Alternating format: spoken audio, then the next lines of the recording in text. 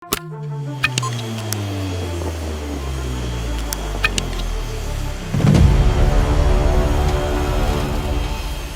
Presiden Republik Indonesia, Ibu Negara, serta rombongan dari Indonesia telah tiba di Polandia, yaitu di Bandara Internasional Rzeszów Jezionka pada Selasa 28 Juni 2022 pukul 11.50 waktu setempat atau 16.50 waktu Indonesia Barat.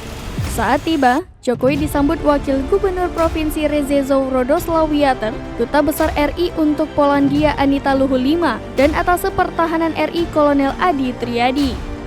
Sementara itu, pengamanan ketat terlihat di mana saat titik Presiden bertemu dengan delegasi di berbagai tempat.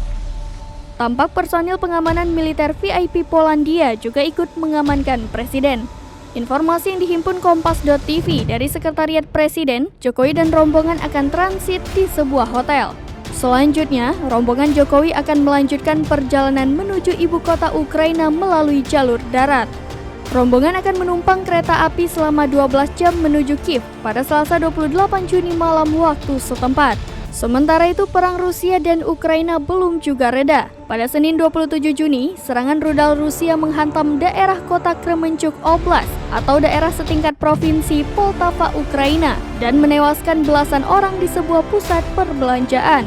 Untuk menjamin keselamatan rombongan dari Indonesia, Menteri Luar Negeri Retno Marsudi mengatakan pihaknya masih terus menjalin komunikasi intensif dengan berbagai pihak dalam rangka kunjungan Presiden ke Ukraina dan Rusia.